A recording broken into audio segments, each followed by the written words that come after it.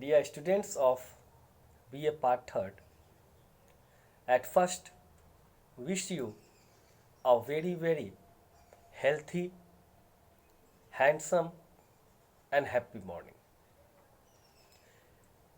Dear students, hope all of you are sweet and sound at your home in this very terrific and horrible phase of life. You must be abiding by the protocol, or rather the corona protocol. You must be using, or you must be washing your hands properly. You must be maintaining social distancing. You must be using sanitizers, and you must be taking almost all the precautions to keep not only yourself safe, but to keep your family, your society, your country safe and sound. At the same time, you must be studying also. You must have started going through some of the books which have been prescribed for you people. In the previous two videos of mine, I have very threadbarely discussed your syllabus of 5th, 6th and 7th paper. I have mentioned the names of the books there also. And today I have a very good mind to talk about a man whose literary ideas, especially in the field of poetry and criticism, set not only the literary world of England,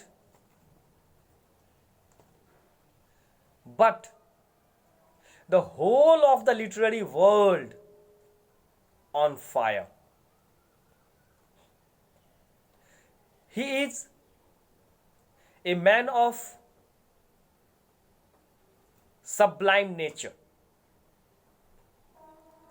He is a man of colossal personality.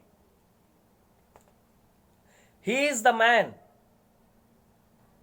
who gives, or who gave, the literary world of 20th century a new direction, a new definition, a new dimension. He is the literary wizard of 20th century English literature. He is a prolific writer. He is, of course, he is a man of letters, and he is a versatile genius. Of course, I hope all of you must have guessed the name of the man I am indicating about. He is a man who brought a sea change in the world of criticism of 20th century. He changed the very views of the literary world as far as criticism is concerned. He is the literary dictator, you can say, of 20th century English literature. And of course, you are right in your guessing. The man I am talking about is no other than the all-time great T.S.Eliot. Thomas Stearns Eliot. Thomas, Thomas Stearns, Stearns, and Eliot, Eliot. So T.S. Eliot, Thomas Stearns Eliot.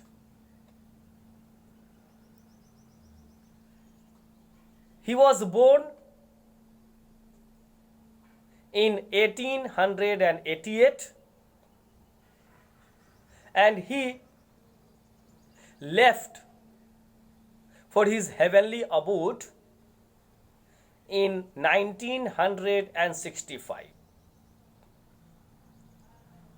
T.S. Eliot enjoys a long life. He enjoys a long life span of more than 75 years. He lived upon this world for more than 75 years, and his period of active literary production extended over a period of 45 years. Of course, it was a very, very long time that he devoted himself with utmost sincerity and devotion and dedication rather to the world of literature. He served English literary world for more than 45 years. And in these 45 years, he has changed the very literary thinking with his fresh, new, and innovative ideas.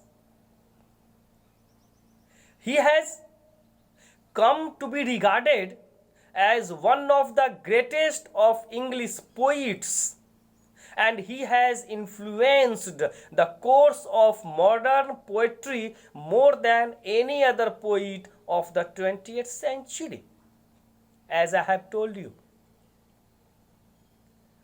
T.S. Eliot is a versatile genius. He is a prolific writer. He is a poet. He is a dramatist. He is a prose writer. He is a great critic. He is a journalist also, and whatnot. He is a very influential writer. He is an influential poet, an influential dramatist, an influential journalist, and at the same time an influential and dominating critic.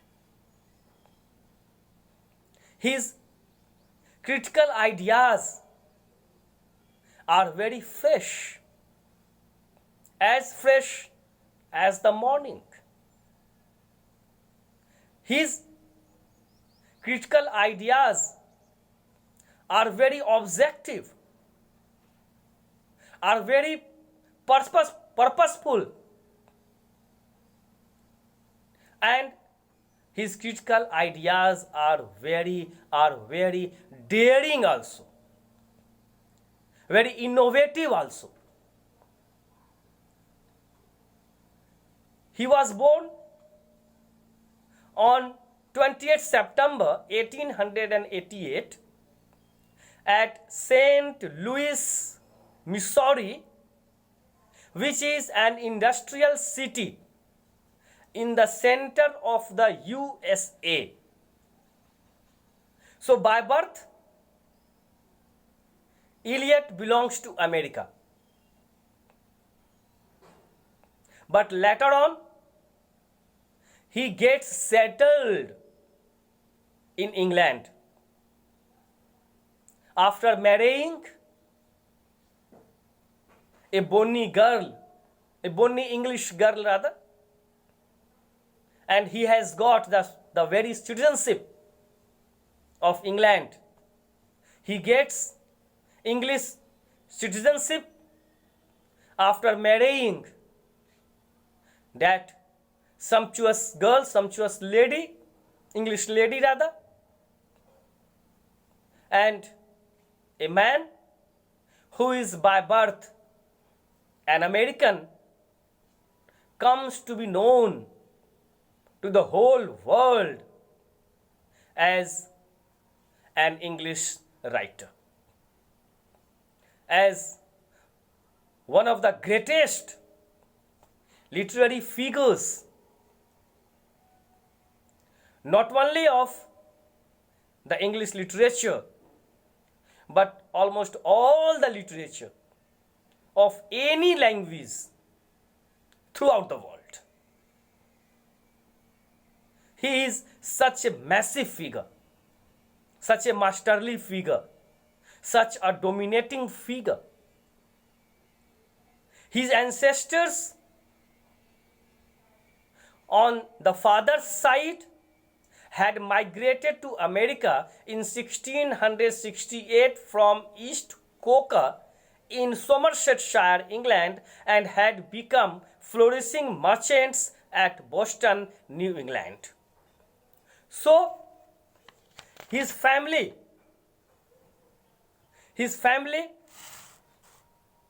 was a businessman. Eliot belongs to the family of a businessman, and the family condition,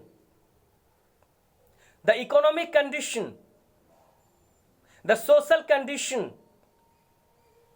the academic condition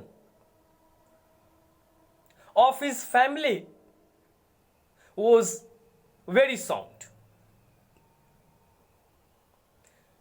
There was no problem, there was no economic problem.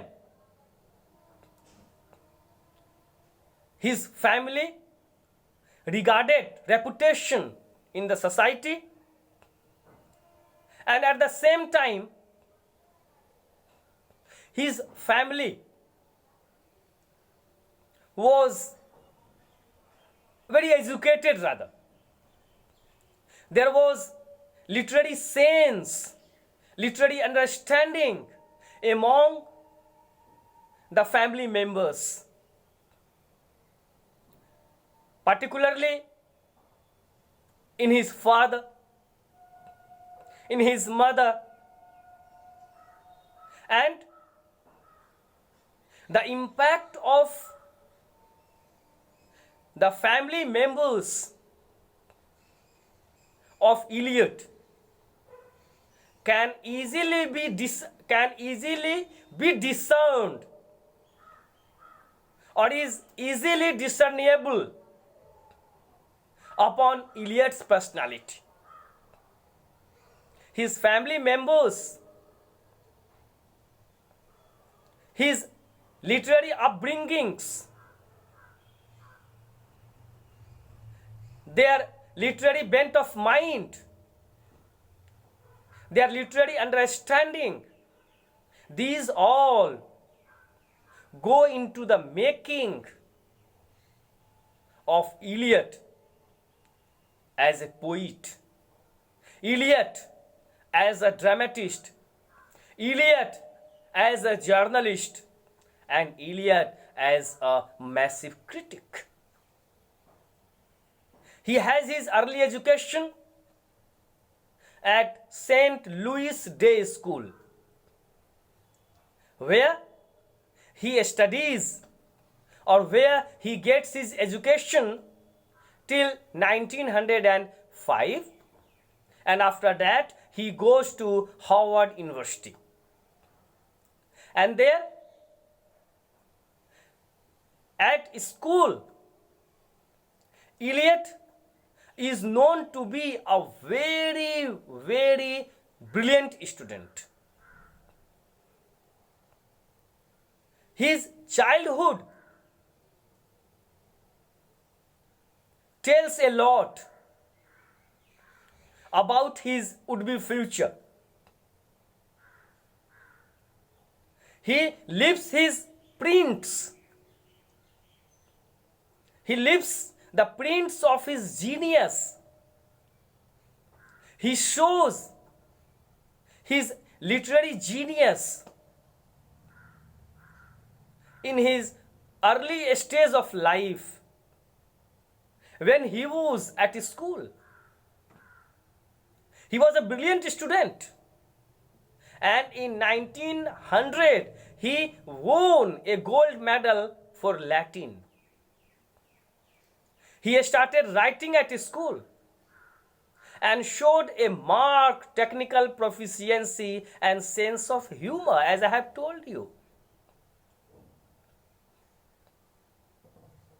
He might be called a born genius. He started, his genius has started showing its color when he was a student at school level. Then he joins Howard University, and there he has his education from 1906 to 1910, and here he pursues a wide-ranging course of studies in language and literature. So he has devoted his life to the learning of language and literature. He is very much interested towards the classics or classical writings. He studies their classics at Howard University. He studies classics, German, French, and English literature. It is enough to tell you, it is enough to suggest you how a studious person he was. He has a very keen interest not only in the literary works of English, rather he was equally interested in the literary works of the whole world. Rather, he was very much interested in German literature, in French literature, in Indian literature also, because most of his poems show the impact of India, the impact of Indian thinking upon them. The very wasteland of his at so many places shows his love for Indian literature, for Indian philosophy. The very ending of the wasteland, where he says Datta, Dadhvam and Damyak, shows his great love, shows his great learning of Indian culture, of Indian civilization, Indian Vedic literature, Indian Sanskrit literature.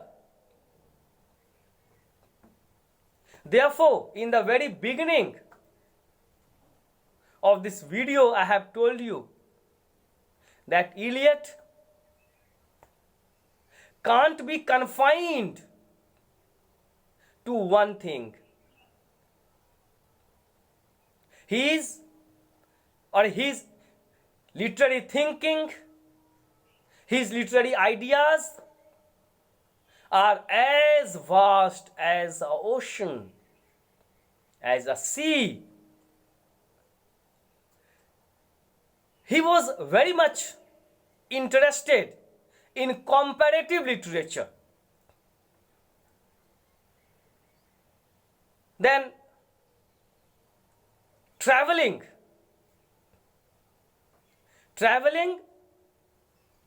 gives learning. यात्रा हमें सिखाती है.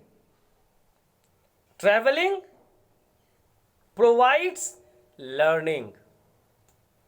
If you go through, if you read about great literary writers of any language, you will find that they have traveled a lot. They have journeyed a lot. They all have traveled so many parts of the world. And they have got ideas, many ideas from his traveling.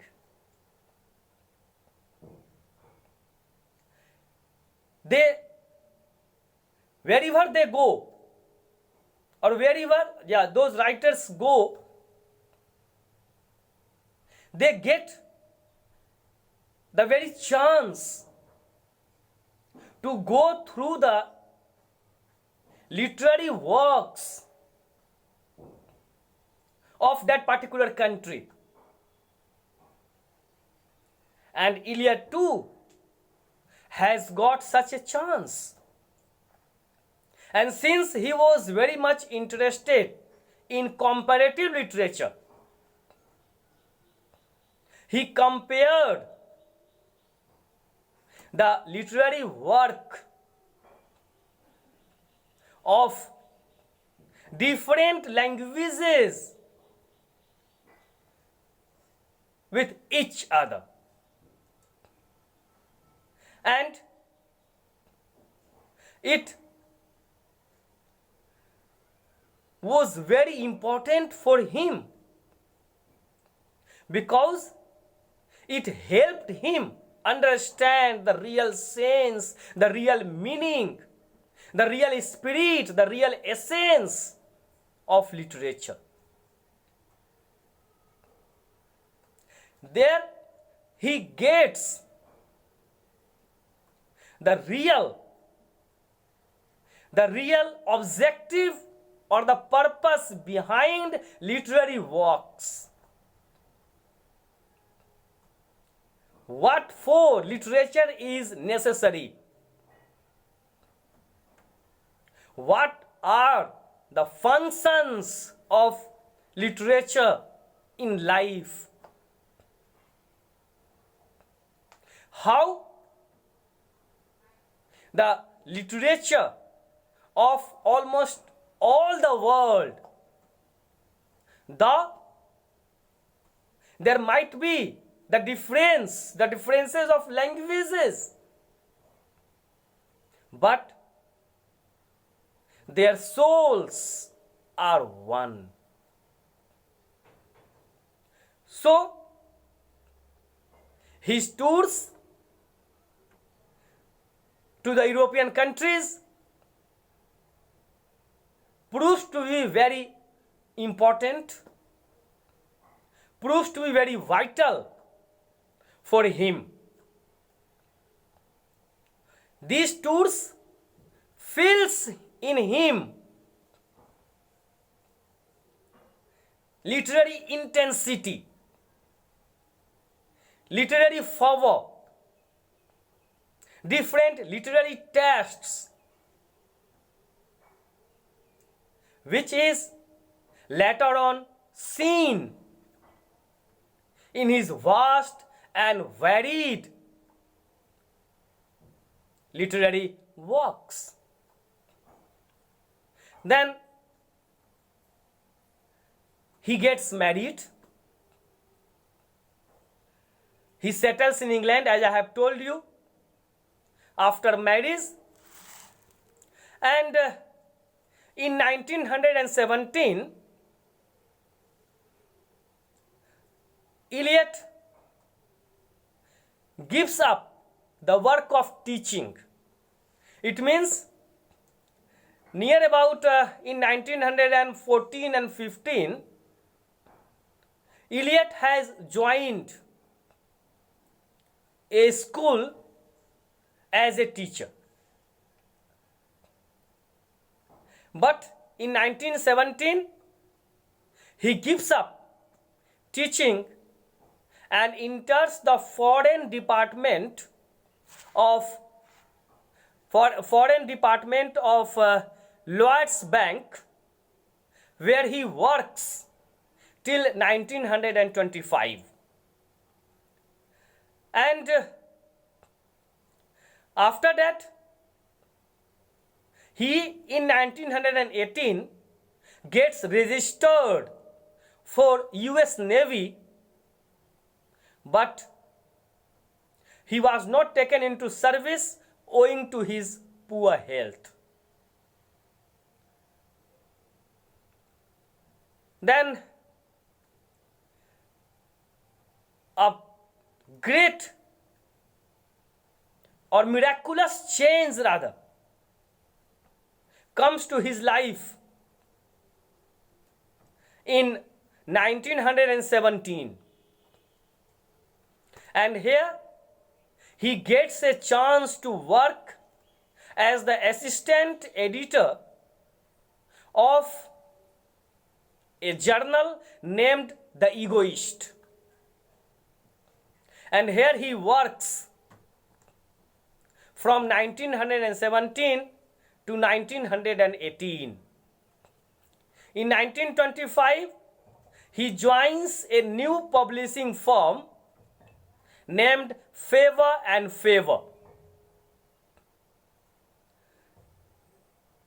Eliot becomes a British citizen in 1927, and it is the time he joins the British Church.